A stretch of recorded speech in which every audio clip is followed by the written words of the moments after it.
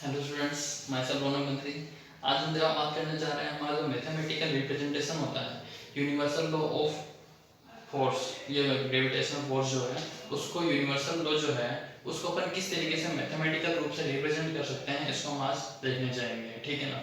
तो अपन ने कल पढ़ा था, मतलब नेक्स्ट पहले वाली से वाली जो क्लास थी उसमें यूनिवर्सल लॉ क्या था। तो यूनिवर्सल लॉ कोई भी यूनिवर्स में जितने भी ऑब्जेक्ट्स हैं वो क्या करती हैं, एक दूसरे को एक फोर्स से क्या करती है, अपने पास अट्रैक्ट करने की कोशिश करती हैं। उस फोर्स को अपन बोलते हैं क्या, ग्रेविटेशन फोर्स। अब जितने भी ऑब्जेक्ट्स हैं सब एक दूसरे को अट्रैक्ट कर रही हैं, तो उनका डिपेंडेंस कैसे होता है, किस चीज पे डिपेंड करता है, ये ग्रेविटेशनल फोर्स है, वो भी हमने कल देखा था। तो यूनिवर्सल लॉ ऑफ ग्रेविटेशन के अकॉर्डिंग जो जितने भी ऑब्जेक्ट्स हैं उन दो, अब मान लो अपन ने कोई भी दो ऑब्जेक्ट की बात करी है, उन दोनों के बीच का जो मास है, उन दोनों का जो मास है उनका जो प्रोडक्ट होगा, अगर जितना प्रोडक्ट बढ़ेगा मास का उतना ही क्या होगा, ग्रेविटेशनल फोर्स बढ़ेगा। और जितना इनके बीच का डिस्टेंस बढ़ेगा उतना ही ग्रेविटेशनल फोर्स क्या होगा, कम होता जाएगा। तो ये चीज तो हमने देखी थी, और अब इसको अपन रिप्रेजेंट करना चाह रहे हैं मैथमेटिकल रूप से, जिससे कि अपने पास कोई फॉर्मूला पता मिल जाए अपन को, उससे अपन क्या कर सकें, फोर्स की वैल्यू भी निकाल सकें। ठीक है, तो देखें स्टार्ट करते हैं। हाँ, universal law of gravitation mathematical representation अपन कर रहे हैं। दो ऑब्जेक्ट है अपने पास, एक ए और एक बी। ए वाली ऑब्जेक्ट है उसका मास है कैपिटल एम, बी वाली ऑब्जेक्ट है उसका मास है स्मॉल एम। ठीक है, इन दोनों के बीच का डिस्टेंस है डी।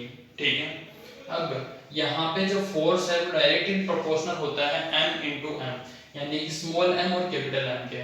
फर्स्ट वाली ऑब्जेक्ट है उसका mass small m into second वाली ऑब्जेक्ट उसका मास कैपिटल एम, दोनों को मल्टीप्लाई करें तो हमारे पास फोर्स की वैल्यू इनके प्रोपोर्शनल आएगी। प्रोपोर्शनल का मतलब अगर ये वैल्यू बढ़ी तो एफ भी बढ़ेगा। ठीक है, फिर बात आती है मेरे पास 1/d², जो फोर्स है इनवर्सली प्रोपोर्शनल है 1/d² के। तो डिस्टेंस है अपने पास d², इसके 1/d² के डायरेक्टली इनडायरेक्टली इनवर्सली प्रोपोर्शनल है।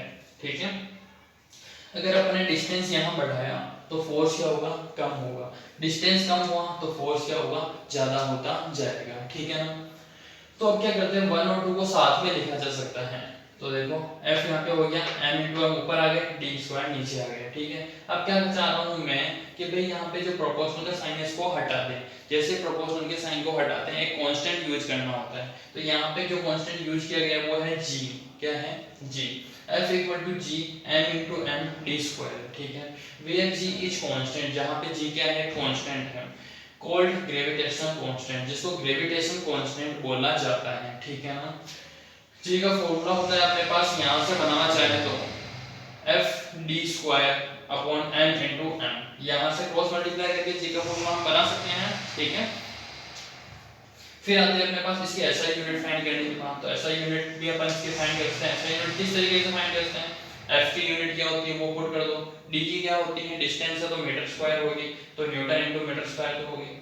मास दोनों के हैं, मास किसमें मेजर करते हैं अपन, किलोग्राम में, तो दोनों का मास, फर्स्ट का मास किलोग्राम, सेकंड का मास किलोग्राम, तो किलोग्राम किलोग्राम स्क्वायर हो गया। जैसे समझे, एफ की यूनिट हो गई न्यूटन, डी की यूनिट हो गई मीटर स्क्वायर, एम की यूनिट किलोग्राम, इसके एम की भी किलोग्राम, तो किलोग्राम का स्क्वायर, ये किलोग्राम स्क्वायर ऊपर जाएगा, न्यूटन इनटू मीटर स्क्वायर और किलोग्राम का पावर -2। ठीक है, तो इस तरीके से अपन इसकी यूनिट को बना सकते हैं। ठीक है, और यूनिट मैंने आपको डायरेक्ट से लिख रखी है यहाँ पे। देखें, the SI unit of the G can be obtained by substituting the unit force, distance and mass। Force, distance और मास की यूनिट अपन पुट कर करके इसकी यूनिट निकाल सकते हैं, और इसकी जो वैल्यू हो वो भी अपन फाइंड कर सकते हैं। इसकी एक्सपेरिमेंट के थ्रू कुछ एक वैल्यू एक्सेप्ट की गई है, जो है हमारे पास g इक्वल टू 6.673 इंटू 10⁻⁻11। कहीं पे भी कोई न्यूमेरिकल अगर सोल्व करें तो g की वैल्यू हमें यही पुट करनी होगी। ठीक है, और इसकी यूनिट है हमारे पास newton into metre square into kilogram की पावर -2। ठीक है, ये तो हुआ हमारे ग्रेविटेशनल फोर्स का टॉपिक क्लोज। इसके बाद हमारे पास इसी से रिलेटेड टॉपिक आएंगे सारे, वो है नेक्स्ट टॉपिक फ्री फॉल, यानी कोई भी ऑब्जेक्ट स्वतंत्र रूप से नीचे की तरफ गिर रही है तो उसके ऊपर कौन सा फोर्स काम कर रहा है, क्यों नीचे गिर रही है, वो फ्री रूप से क्यों गिर रही है। ठीक है, वो चीज देखें। This is due to the gravitational force, ये होता है ग्रेविटेशनल फोर्स की वजह से। जैसे मैं इस पेन को यहाँ से छोड़ूंगा तो वो क्या होगा, नीचे की तरफ जाएगा और सीधा डायरेक्ट नहीं जाकर के ही रुकेगा, तो ये फ्री फॉल हो सकता है। Whenever object falls towards the earth, जब कोई ऑब्जेक्ट अर्थ की तरफ गिरती है, under this force, इस फोर्स के अंदर, alone we say that the objects in free fall, तो अपन कह सकते हैं कि फोर्स ऑब्जेक्ट क्या है, फ्री फॉल के अंतर्गत काम कर रहे हैं। अब जैसे ये गिर रही है तो इसको गिरते गिरते मैं बीच में रोकता जाऊं, पकड़ता जाऊं, तो उसको फ्री फॉल नहीं माना जाएगा। एक बार छोड़ो सीधी नीचे की तरफ जा रही है तो वो फ्री फॉल माना जाएगा, ठीक है ना।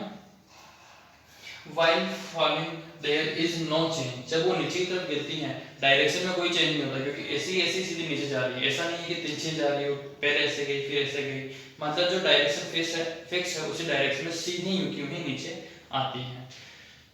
Of motion, हाँ, in the direction of motion of the object, but due to earth attraction, लेकिन earth के attraction की वजह से क्या होता है, there will be change in the magnitude of velocity, लेकिन velocity क्या होती है, जैसे जैसे ऊपर से नीचे की तरफ आती है क्या होती है, धीरे धीरे बढ़ती जाती है, क्योंकि अपन स्टार्टिंग में छोड़ेंगे तो वेलोसिटी कम होगी, जैसे जैसे पास आएगी धीरे धीरे वेलोसिटी बहुत तेज होती है उसकी जाएगी, क्योंकि attraction force पास में आने के बाद क्या होता है, बहुत ज्यादा हो जाता है।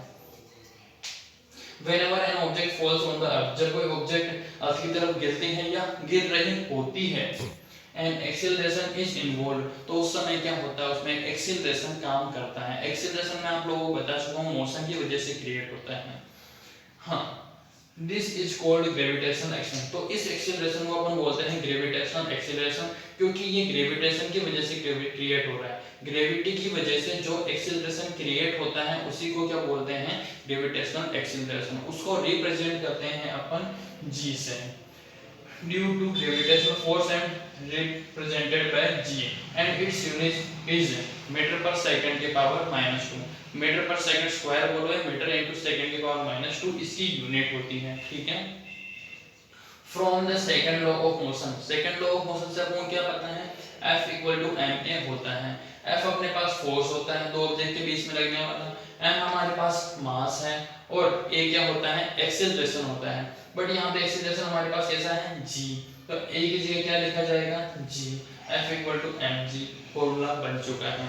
अब देखें हमारे पास F का फॉर्मूला ग्रेविटेशन तो ये वाला है, यहाँ पे बना ये वाला, तो दोनों कैसे होने चाहिए आपस में इक्वल, तो दोनों को लिख दिया equal, mg equal to g capital M small m upon में d स्क्वायर, ठीक है। अब वैल्यू में g की निकालना चाह रहा हूं तो ये m और ये m तो कट हो गए, बचे क्या, g equal to gm upon d square, ये फॉर्मूला हो गया हमारे पास ग्रेविटेशनल फोर्स का, ठीक है।